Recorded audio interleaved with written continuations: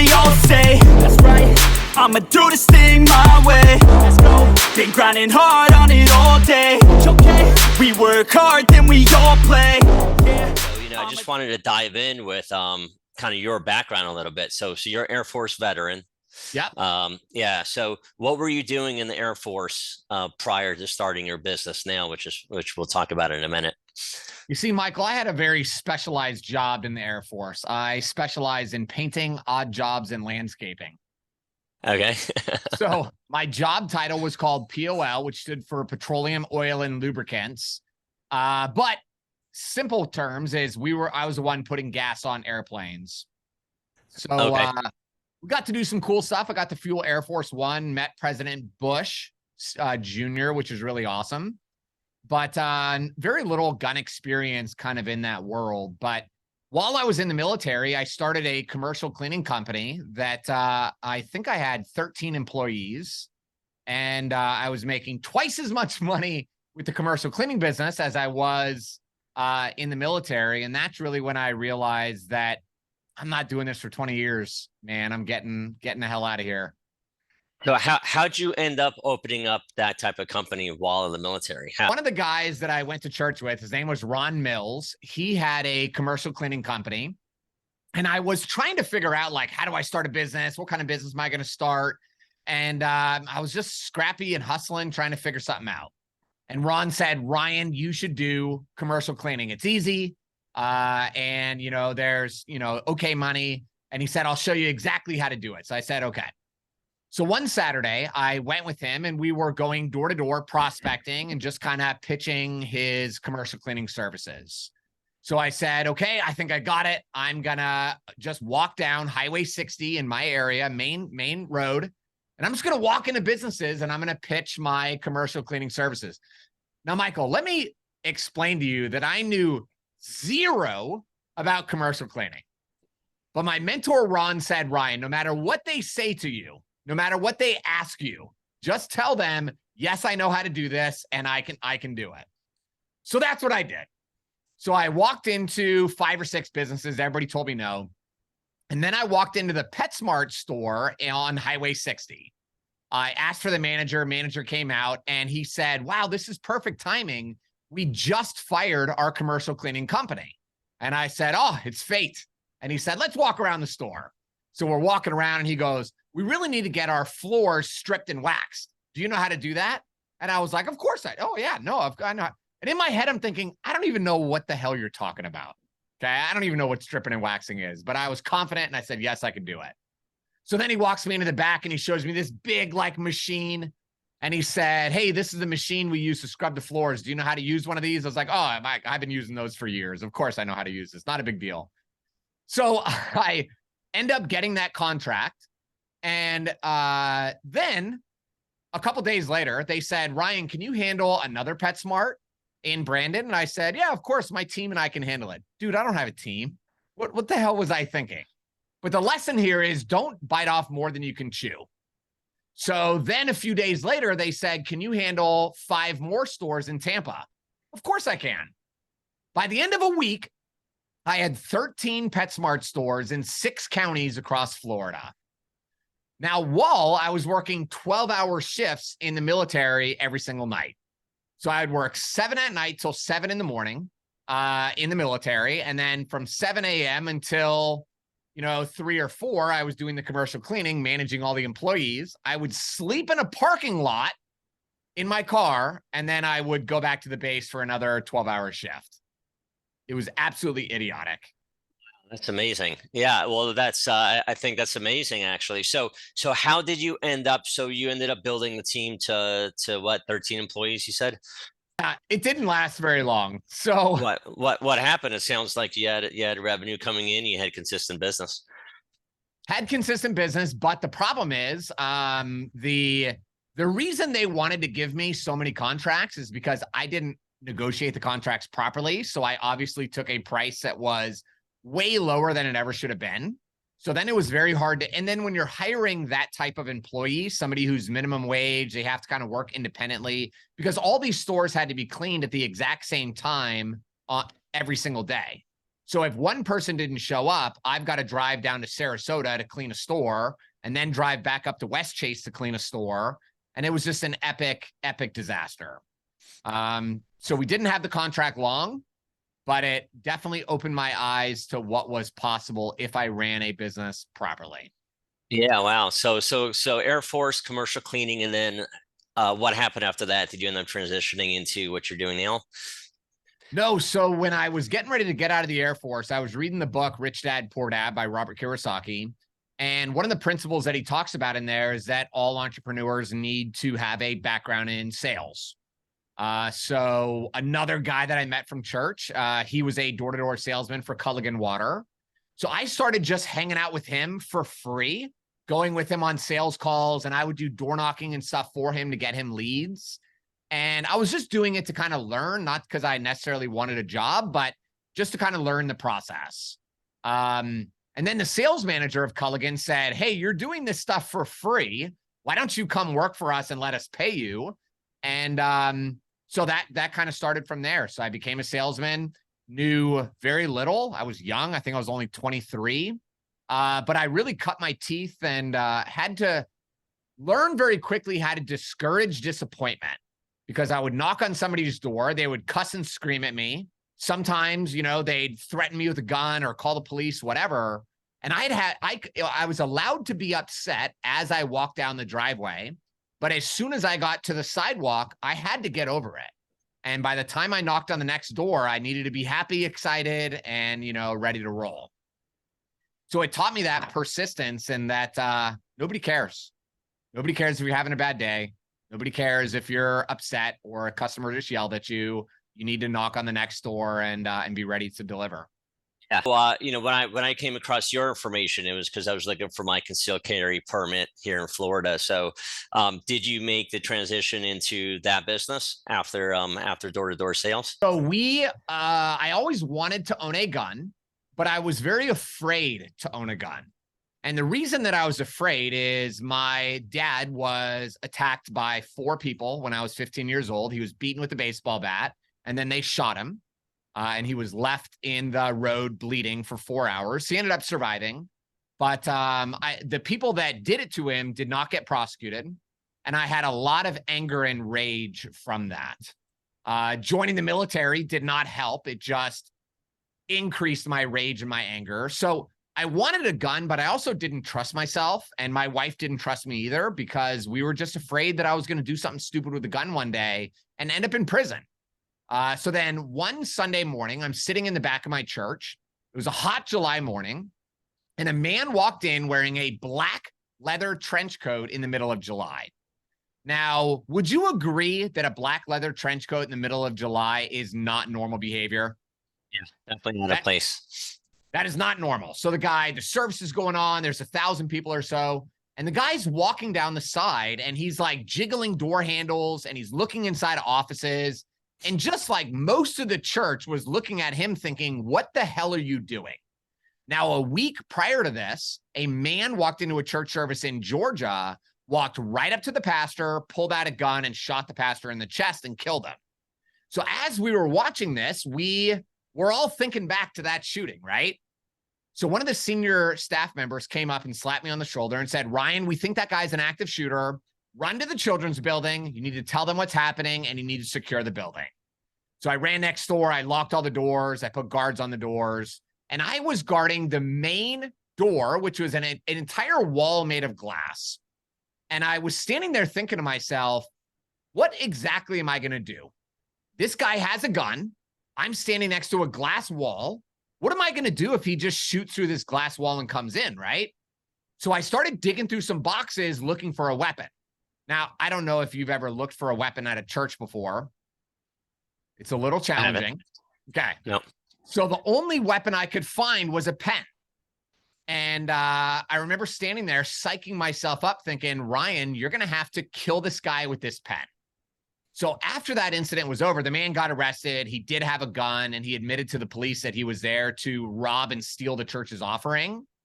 After that, I said to Tiff, Tiffany, I am going to buy a gun today, and you are going to have to get over your fear. I'm going to have to learn the right way to do this.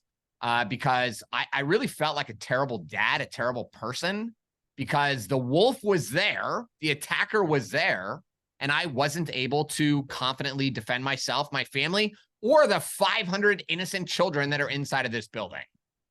So I bought the gun, and as you probably know, buying firearms is very addicting. So that year, I think I bought 12 guns, and then 1 year after that, we opened a gun store. So our gun store was down in South Tampa. We were really crushing it in the beginning. We were doing over $1 million a year. We were selling about 400 products on Amazon every day through the gun store. And things were really solid. But then the Sandy Hook shooting happened in 2012. So when that shooting happened, it caused a massive surge of people rushing in to buy guns. And in less than 3 weeks, we sold every single gun that I had, all the ammunition I had, like I had nothing to sell anymore. But I still had a ton of expenses, but I had no inventory to sell. Then I made I made a lot of critical mistakes, but one of the very dumb mistakes that I made is we went to a big firearm like dealer show in North Carolina. I spent about $350,000 on credit, which is so dumb, right? Buying guns and all the products that everybody was rushing to buy. And I was like, this is a gold mine. We're going to flip all this for 10 times the money and we're going to be millionaires, overnight. The problem is, by the time they started shipping all that stuff to me, the demand was over. People didn't want the products anymore. So now I had $350,000 worth of stuff that I can't pay for. Creditors now hounding me. And it was very stressful. We had, we were right on that edge of, do we file bankruptcy? And then I just go back to Culligan. I remember me and Tiff, it was a serious conversation. Do we file bankruptcy and just move on and forget this entrepreneur thing? Or do we man up and take responsibility for the actions? And that's what I decided to do. For about 2 years, I started building custom guns for some very wealthy people in South Tampa. And if it wasn't for that, we would have totally gone bankrupt. So I started staying at the store until, 1, 2, 3 in the morning, building these custom guns. And we eventually, after about 2 years, paid off the $350,000. And then we thought everything was over and somebody got shot in my gun store. So wow. How did that happen? So this was a discharge, or somebody came in maliciously? No, it was a negligent discharge. It was stupidity. So we had a really good relationship with a lot of our customers, and several of the customers would come in and just help us. They would hang out, help us stock shelves or, clean or whatever. It was just a community. So I was in the back of the gun store. I was fixing a Tech 9 that was broken. So as I'm fixing it, my buddy Derek came in and was like helping me with some gunsmithing stuff.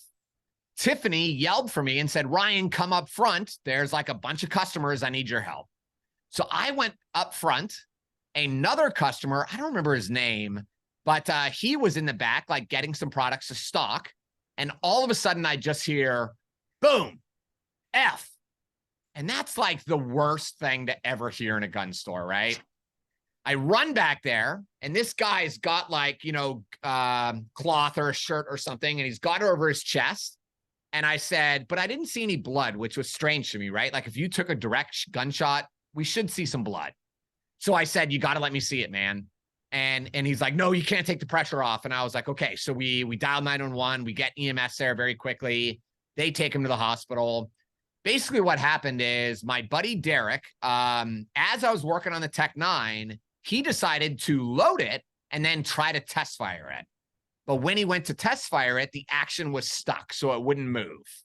So he put the gun on the table and he decided to hit the action with a rubber mallet, which caused the action to move back and then move forward, which discharged around, went through some shelving, and the bullet literally went like this and just grazed the tip of this guy's nipple. Wow. So awesome. I wish I would have recorded it. So it took like 3 stitches just to stitch up the tip of his nipple. And so anyway, that was like the icing on the cake, where I said to Tiffany, we got sued for $1 million after that. And I just said, I do not want to be in the gun business anymore. I don't want to be in the retail gun side. We really didn't know what to do. And the only part of our business that was really working and succeeding was the firearms training part. So we just said at that decision, let's lean into this and let's just see like what could possibly happen if we really put all of our effort just into the gun training.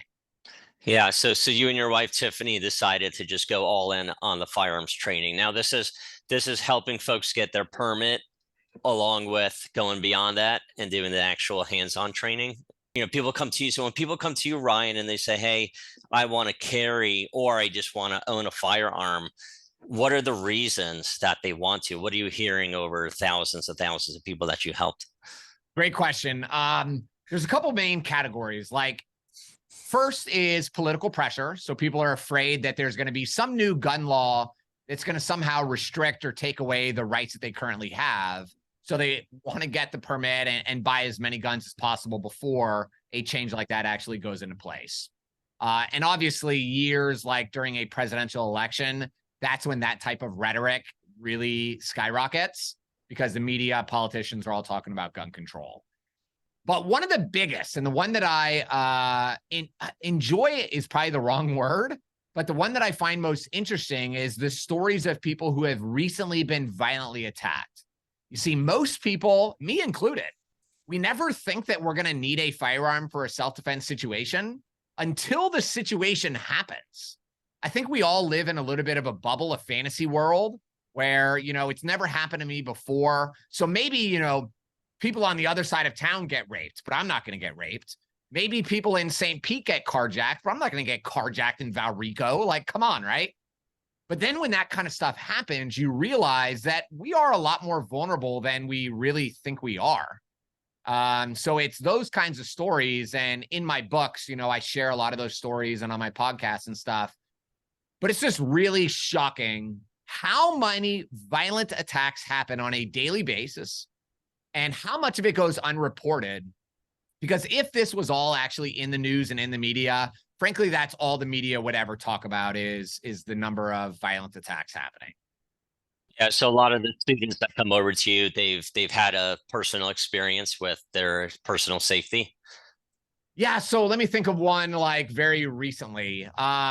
Well, you heard about there was a Uber Eats delivery driver here in Florida who was making his last delivery of the night. So he decided to text his wife and he said, hey, I'm making one more delivery and then I'm going to head home.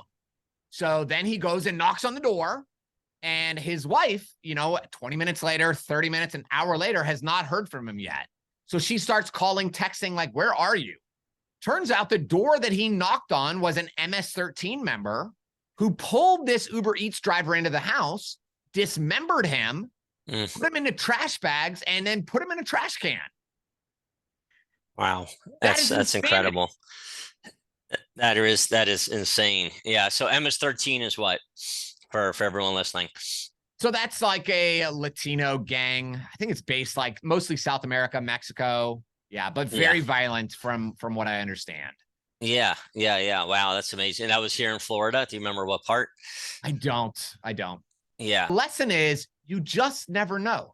Yeah. I had another student that she has family that lives down in Miami, and she goes down to visit her family and drives through the Alligator Alley like pretty frequently, right? So as she's driving back to Tampa, she gets a flat tire, which is a very normal occurrence, right? Like it's not a big deal to get a flat tire.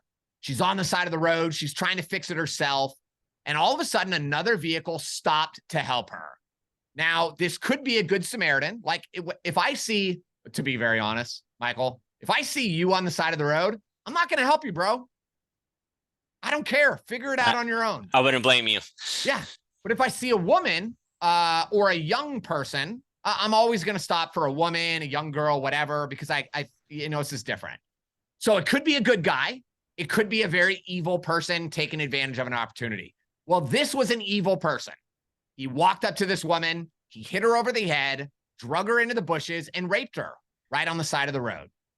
She never thought she needed a firearm until she was getting raped on the side of the road. So what I really try to get across to people is you don't put on a seatbelt when you know I'm getting in a car accident. You don't buy homeowners insurance when your house is on fire. You have to do it before. The moment you're being violently attacked, that's the wrong moment to learn how to use a firearm safely. You need to develop these skills, the knowledge, and the mindset way before the violent situation happens so that you can be ready. Do people have just this innate fear of a firearm? Right? It's made out of metal. Yeah. Right? It's basically is a paperweight unless somebody picks it up and does something with it. You know, if you and I put a firearm next to us for 12 months and just put a live stream on it, it wouldn't move, right? It wouldn't move. Right. It wouldn't do anything. So why are people so fearful, at least here in the States, about guns? So we survey a lot of our customers, and after surveying, tens of thousands of people, what we've discovered is the number one fear, there's actually two really big ones. Number one is they have a fear of an accidental shooting. I'm interviewed on TV quite a bit anytime there's a alleged accidental shooting.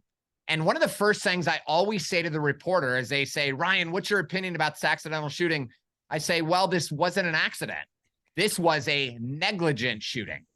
This person was shot and sometimes killed because they lacked the proper knowledge to handle a firearm safely.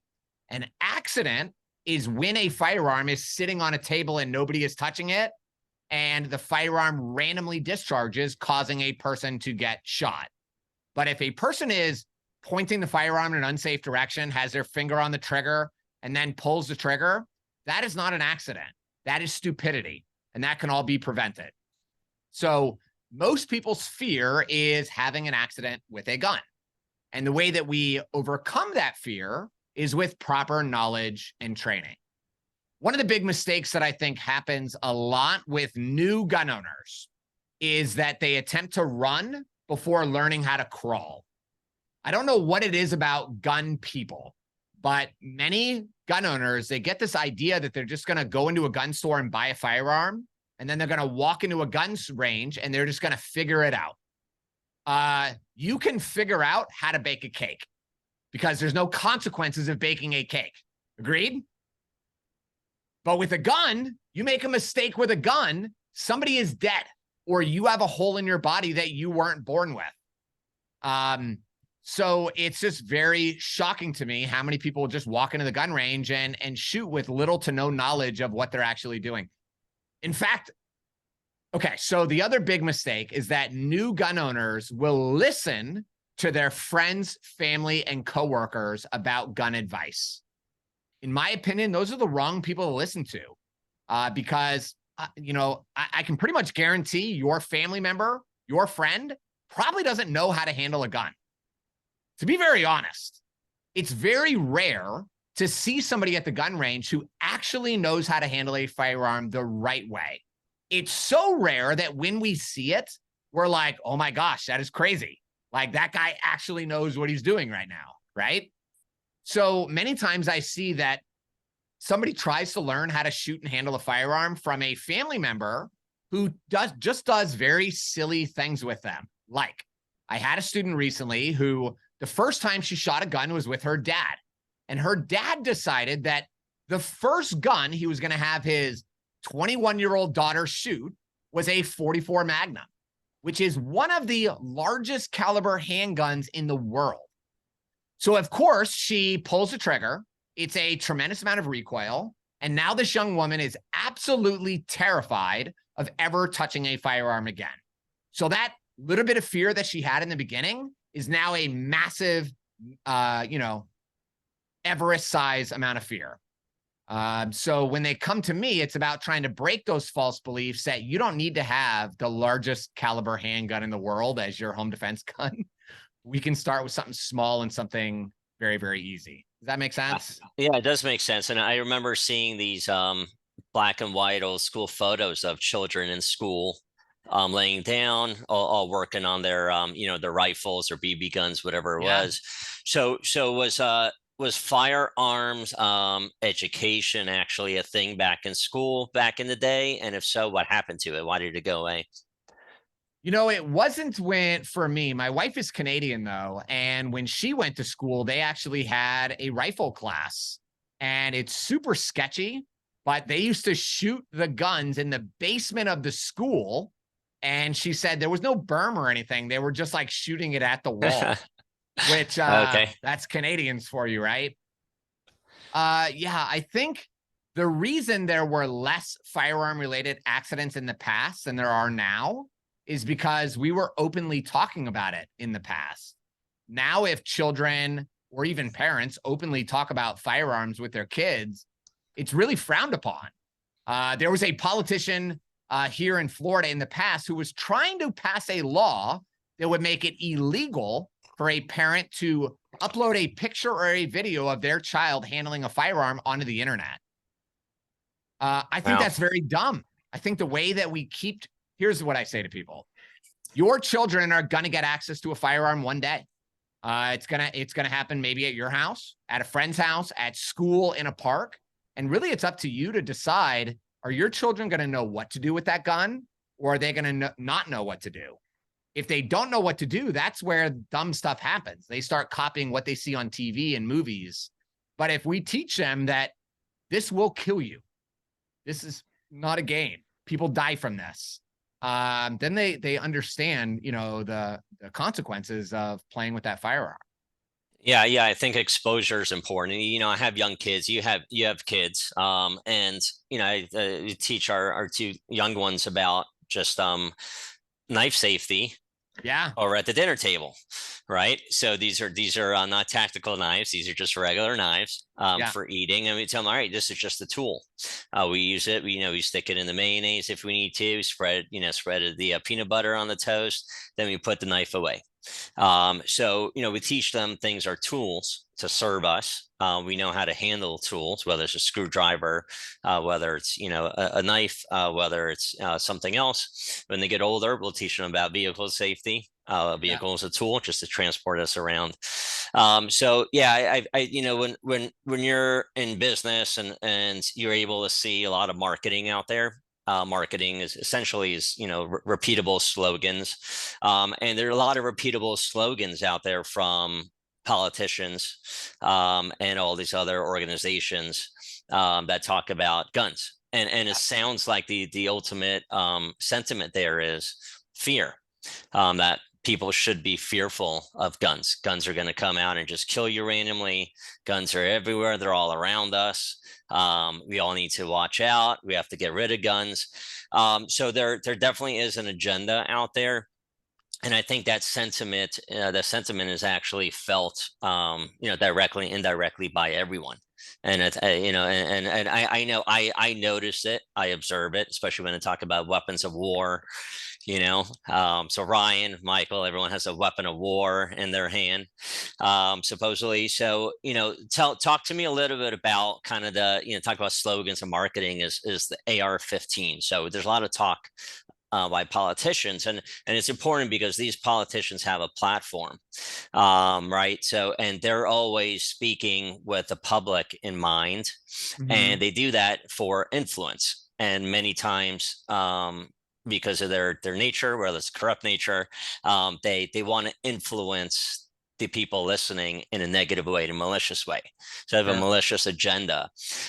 So when these politicians talk about an AR-15 and that it's an assault rifle, what are they talking about, number one, and why are they saying it like that? Because of marketing, just like you just said, right? So the way that you influence somebody is by changing the vocabulary. And the way that they have changed a vocabulary is, instead of calling an AR-15 by its proper name, which is a modern sporting rifle. So that's not a scary name. That's just a name, right? They had to create something that put fear in the mind of the hearer. And that term, assault rifle, and now the new term, I don't know if you've seen it or not, is an assault pistol. They keep this narrative now of an assault pistol is going around because that sounds scary. It sounds intimidating. And that's how they're branding and positioning this particular rifle. But what's really hilarious when we talk about like marketing and perpetuating this propaganda is when we talk about active shootings. So the last time I really dove deep into this topic was 2022, so last year, and I was reviewing the FBI's active shooter report from 2021. Now, the FBI documents like all the active shooters, what location they happened in, what type of guns they use, how many people died, stuff like that. The media perpetuates this lie that the number one weapon used in an active shooting is an AR-15.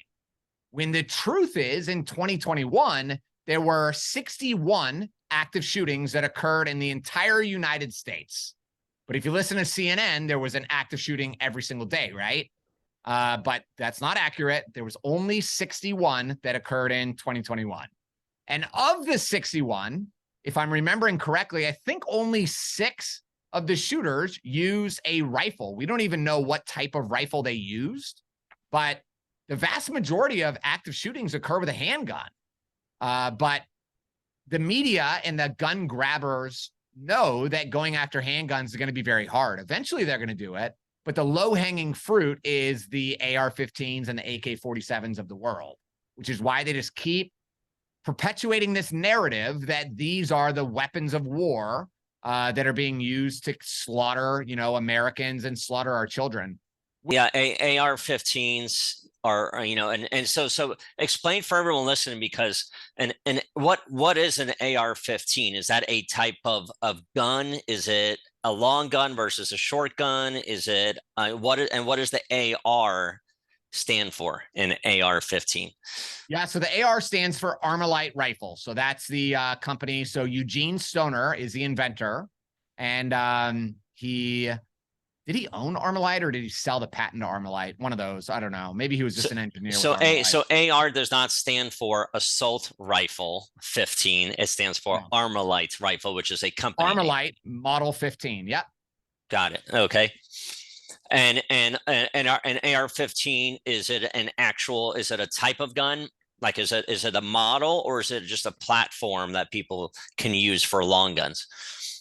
So AR-15 really is just the model. Really, the only company that can use that term AR-15 is Armalite. That's their trademark thing, but everybody has kind of used it, kind of like Kleenex. Kleenex describes one brand's facial tissue, but everybody refers to all facial tissue as Kleenex, right? So it's the exact same kind of principle. So an AR-15 really is a rifle kind of platform. It's a style. It's kind of an operating system. So it's a direct blowback. Some of them are piston driven, which is like the type of action, but they can be long. I have some that are very short that are only like a 7-inch barrel. The whole gun's literally about that big. And I have other ones that are very long for more long distance shooting. So what's cool about AR-15s, and the reason gun owners love them so much, is it's like Legos for adults. You can literally buy all the different pieces and you can assemble them in your own unique way. So not everybody has the same gun. It's very customized to you and what you like, what kind of colors and patterns and cool stuff you want, which is why most modern sporting rifle owners own, more than 3, 4, and 5. It's something that you just keep buying because they're so awesome. Yeah, let's talk a little bit about home defense. Okay. Because one of the things I did is purchase my first firearm, thinking about, all right, how am I going to protect my household and the people in the household? So what do you recommend when people come to you? What do you recommend students and folks should actually consider when they're thinking about home defense? So it's less about the particular firearm that you're going to use. So a question that I get a lot is people say, Ryan, should I have a rifle, a shotgun, or a handgun for home defense? Frankly, I don't think it really matters. What matters is that you have one and that you have the proper training to be able to use it at a high level during a violent attack. Because whether I have a rifle, a shotgun, or a handgun, we're pretty ready, right? But one of the problems that I see, there was a home invasion that happened in January of 2020 in my area, where a husband and wife were watching TV late at night, 10 o'clock. 2 men kick in the front door.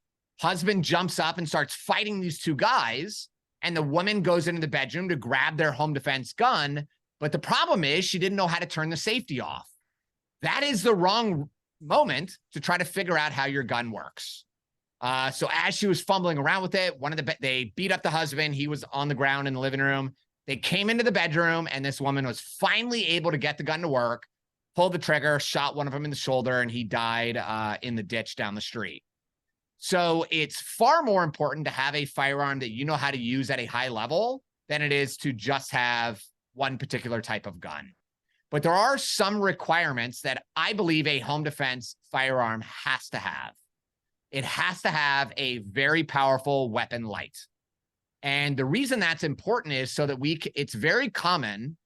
There's another story that happened here in Florida of a man who woke up at 2 or 3 in the morning. He hears somebody breaking into his home. So he grabs his home defense handgun, goes out into the hallway, sees the shadow, opens fire, and ended up killing his pregnant wife. So that could have been eliminated if he would have had a light on his gun, and if he would have lit up the target first, identified that this is somebody that you don't know, while at the same time yelling commands like, I have a gun and I'm going to shoot you. So having that weapons light allows you, and the proper training allows you to identify who is the person in my home. Is it really a threat, or is this a family member or a neighbor checking in on me or something like that?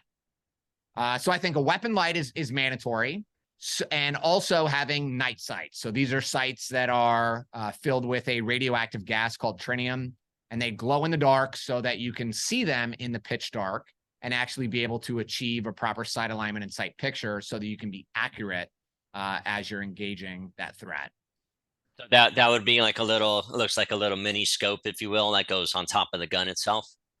No, so this is I mean, you can do that. So that's called an optic, but they're just like sights. So the normal iron sights that come stock when you buy any firearm. Oh, got it. You can swap those out for the upgraded, which are night sights. Perfect. Yeah. So what about kids safety? So for the parents who are listening and they're worried about kids accessing guns around the household, and also just being in the house whenever if there's a self-defense situation that happens, what do they have to consider in both of those scenarios? First, you cannot teach what you do not understand. I see a lot of parents attempt to teach our children about firearms and firearm safety, but they don't actually understand firearms or firearm safety. I was at the gun range a couple years ago, and I was wearing electronic hearing protection. So it like amplifies other people's voices so I could hear people whispering and stuff. And I was with my student. As she was loading her mag, I see this guy come in, and he's got like 3 kids with him, and he's got this old rifle. And I thought, oh, this is cool. This dad is going to teach his kids about guns. Like, this is amazing, right? So the dad takes his gun out of the case, and then I hear him say, how the hell do you load this thing? And I was like, oh, okay, this is not going to be good, right? So now I'm keeping an eye on him just to make sure he doesn't do anything really stupid. And the guy literally pointed the gun at his face to look down the barrel. And that was the moment that I grabbed the gun and I kind of, said to him, you are not ready to do this. You're attempting to teach your kids how to shoot this gun. Dude, you don't have a clue what you are doing. So that's one of the first big mistakes, is they attempt to teach something that they don't understand. The other major false belief that I see with parents and children is that they attempt to hide the gun from their children. The truth is, your children will find everything that is in your home. They're going to go through your closets. They're going to be looking for a Christmas present one day, and they're going to find it. Like, they are going to find that gun. And if you hide it from them and they don't actually know what they can and can't do with that firearm, that is how children end up getting killed.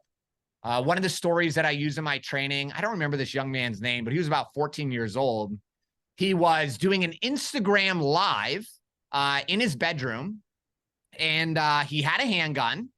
And he was copying a rapper who was doing some rap song, like doing dumb stuff with the gun. And the gun went off, and this kid shot himself in the head. So dead. Mom hears the gunshot, kicks in the door, and her son is there, bleeding out, dying. And there's literally nothing that she could do. Those situations are preventable if you have a continuous conversation with your children about firearms and about firearm safety. And the reason I say continuous is this never ends. It's not a one-time, it's kind of like kidnapping, right? Or molestation.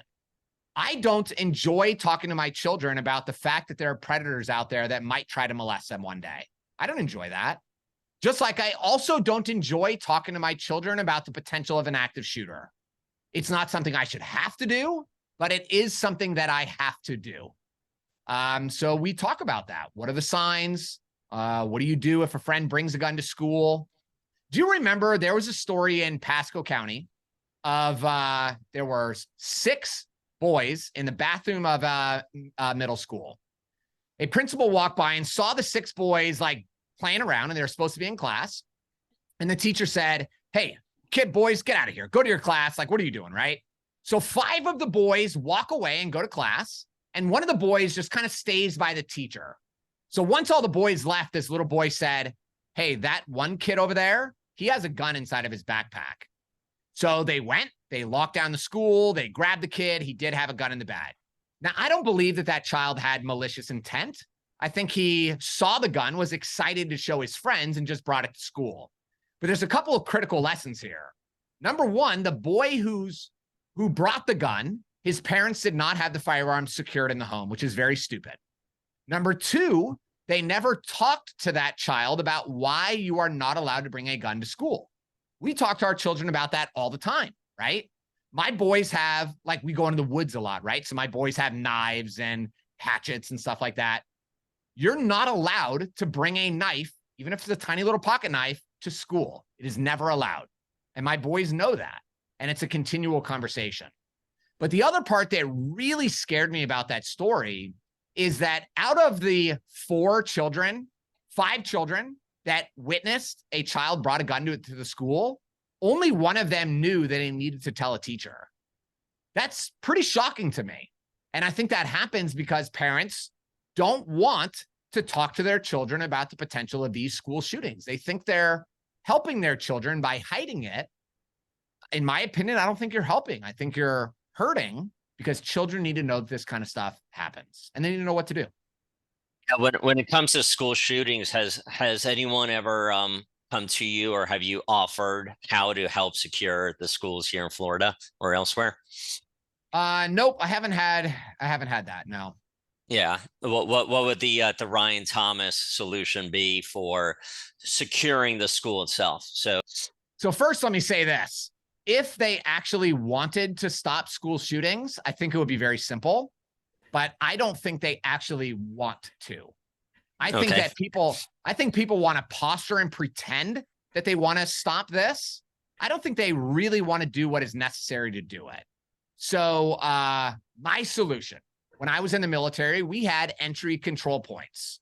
There were certain buildings that we would have to enter, that we would walk up to the door, we would have to buzz to get in, and we'd have to show our ID and why we need access to this building. So then we would walk in, but we don't now just have free reign to the building, right? So now we're in like a little cocoon. There's another solid door in front of us, and we got to explain, why do I need access to this facility, right? Like, what is the reason that I'm here? And then we have to show our credentials and all that stuff, right? And then if we met that requirement, then they would let us into the main thing. So I think entry control points makes a lot of sense. The problem is that these people at schools are half-assing this entire thing. My children's school, many years ago, they put in the door buzzer. So you had to ring the door bell, and then you had to show them your ID, and then they would let you in. So I went up and I rang the bell. A parent who was sitting in the lobby saw me ring the bell, came up and opened the door for me like they're helping me, and said, "Oh, here you go." And I just thought, you idiot. You don't even realize you do not know who I am. You just open the door for a potential active shooter because you're just oblivious.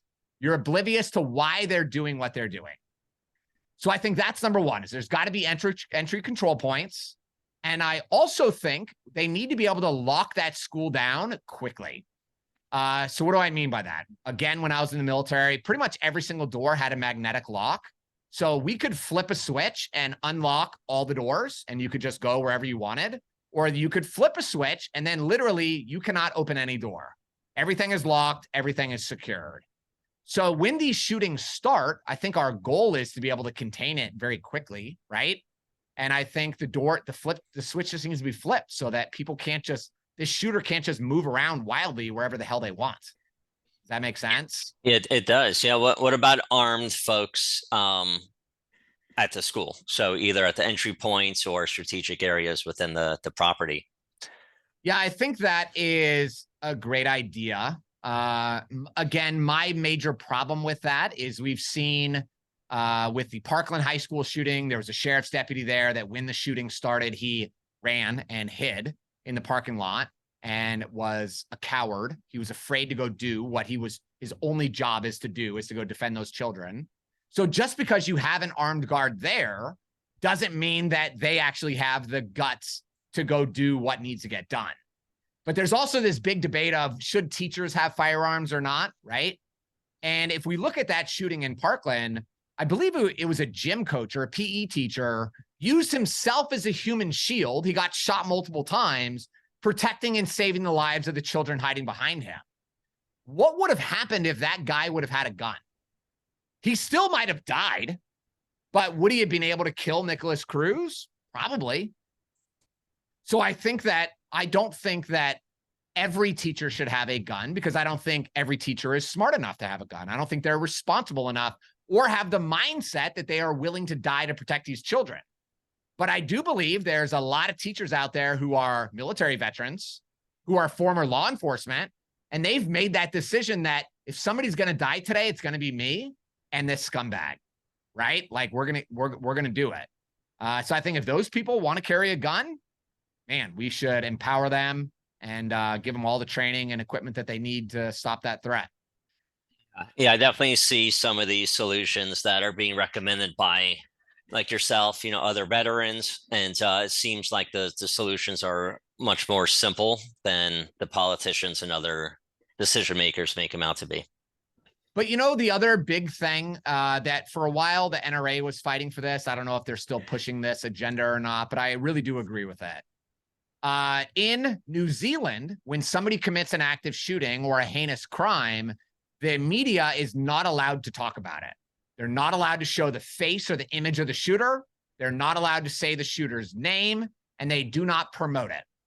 That is what is happening in America, is that these people who have severe mental health issues and they want notoriety, they want the fame of being a shooter, and they see the amount of attention that these shooters are getting.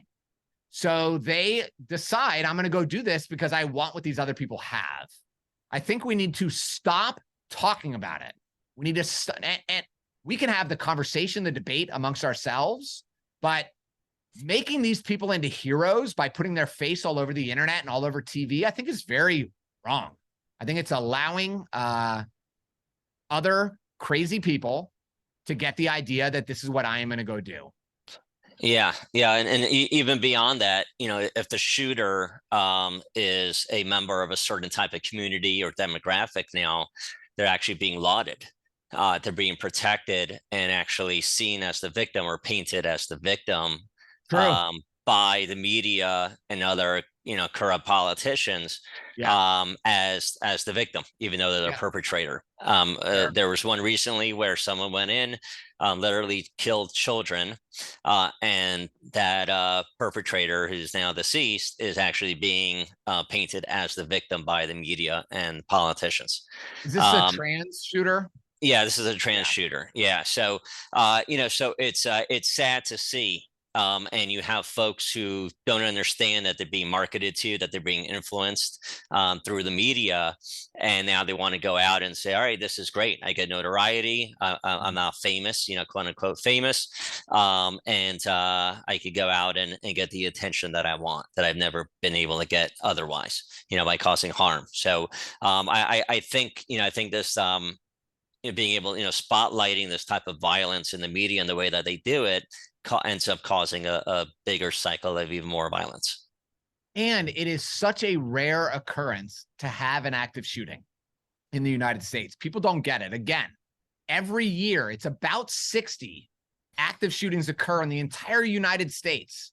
And in 2021, which again, the last data that I really looked at carefully, I think it was like 103 people died from an active shooting in 2021.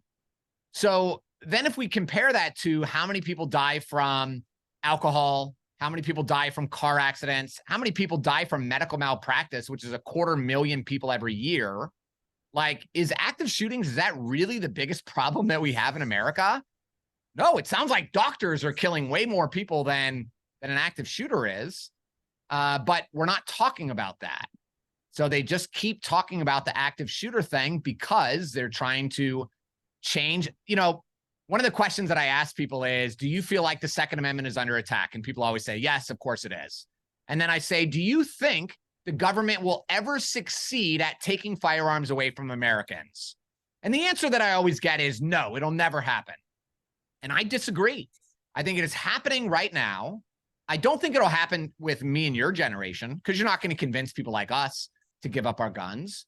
But they're slowly changing the narrative inside of young people's minds about firearms so that in the next 1 or 2 generations, they will have the mindset that we don't need this anymore. We've evolved past this. Yes, let's get rid of all of them. Right? So if we don't teach our children why this is so critical, it will be gone within a couple lifetimes. Yeah. And I think it's important for people to understand why they want to get rid of firearms. You know, why they don't want the populace to be able to defend themselves, and especially defend themselves against the government, against the politicians, who are trying to remove people's rights and liberties and things of that nature. So that's the actual reason. I'll be covering that in detail in other episodes, because it's very important for Americans to understand exactly what's happening and why they're pushing so hard at this marketing. You know, why do they change words and, you know, call just a regular gun a weapon of war, and which sounds scary, right? A weapon of war is coming after us in the supermarket and everywhere we go. So they use this, and it really is a crime against humanity when you're deliberately, maliciously influencing the populace like this, when you're actually putting fear into 300 million Americans. And whether it's doing it through so-called climate change or whether they're using guns, is basically fill in the blank. So it's the same, different branches of the same tree, but they use fear to manipulate. And it's one of the most traditional and common ways to influence a person is through fear. So when they're talking about guns, people don't really realize that every day you probably walk by dozens of people that have a gun on them. Sure. While you're at the ice cream shop, whether you're over again, you know, at the gas station, wherever it might be in the church, might be in the synagogue, might be somewhere else, but you're walking by people that have guns on them all the time. And the only reason that guns didn't hurt you is because they don't actually hurt you. It's the people who are wielding these guns who are criminals, and creating these, you know, acts of crime that are actually trying to hurt you. Sometimes they use a gun, sometimes they use a car, sometimes they use, you know, other means of harm, or maybe themselves when they're raping someone or things of that nature, right? So you know, it's very important for people listening to understand that there's an agenda, and that these politicians, unfortunately, are corrupt. The powers that be are corrupt, and they're deliberately, maliciously trying to manipulate you by using certain words and trying to put fear, at least, into all of us. You know, that itself, just educating the populace, is very important. So I read a book recently that I'd encourage you to go check out. It is called Gun Control in the Third Reich. So it's about how Nazis used gun control and how that whole process kind of worked, and what they said to the people in Poland to get them to turn in their guns. And it's fascinating because as you read it, you will realize this is exactly what's happening right now. Exactly. Yeah. So exactly. So this whole method of manipulation and influence it's a formula. Just like in marketing, if you're trying to sell ice cream or you're trying to sell something legitimate, they're doing the same thing with firearms for a purpose. So the Nazis did the exact same thing. How do you actually, it's a big operation to move and execute 6 million people. which is what happened during the Holocaust, right? So it's a massive business operation. So how do you actually get, men and women and children to do what you want them to do? There's a whole method to it. A lot of it is messaging, more so not for them, but for the other people around. And then also you remove their physical ability to defend themselves. Yeah. Which is exactly what the Nazis did in order to perpetuate that particular plan of what their objective. So same exact parallels are happening right now. Yeah. And they first started use of language. Then they say, all right, we got to get rid of these long ones called AR-15s because those are especially scary. And then they start bringing it down to the smaller pistols and things like that. And that's exactly what's happening now. So it's very important for people to understand exactly what they're living through, just like they lived through COVID, what they were doing, the fear mongering, why they had a ticker on CNN of supposed COVID deaths, and all those different things. Those are all part of marketing. Yes. And when you're in business, when you're an entrepreneur, you see these things everywhere. You see exactly why they repeat the same words. They have no idea what they're talking about. Mm-hmm. This guy, Joe Biden, said a couple of days ago that you put a brace on a pistol, it changes the caliber. Awesome, which is right? basically the size of the bullet that comes out, which is completely non-factual. But does it matter that it's not factual? Like, it doesn't matter because people don't understand it. Still believe it. They don't understand it. And it doesn't matter for them because they're not speaking to you and I. They're speaking to the victims, which are their voters. Yeah. So basically, their voters are victims of their propaganda. So they send that out. They send those messages out for consumption by their own voters because it scares them. Like, oh my God, someone could just put a brace on a pistol and all of a sudden they have a huge weapon of war, right? Which is not true. It's like, trying to put something on a Honda Accord. It's not going to turn it into a Bugatti Veyron, or it's not going to turn it into a Formula One car. But that's the messaging that they have for the sole purpose of consumption by their voters, so they could be fearful.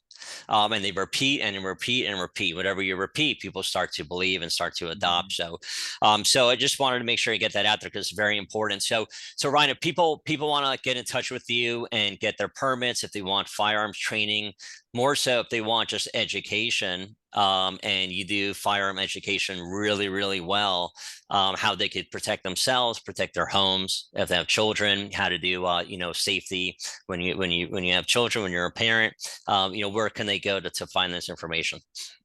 Best place is tampacarry.com. Okay, so tampacarry.com to be able to get all that stuff, and it includes courses, one-on-one training if they want. Yep. Awesome. Well, it's been really great chatting with you. It's educational, and it reminds me that I need to actually get back at the range and continue practicing. Let's do it. I'm ready. Yeah, let's do it, Ryan. All right, buddy. I'll see you soon then. All right. Thanks, all right, Michael. Thanks for your time. Take care. Bye-bye.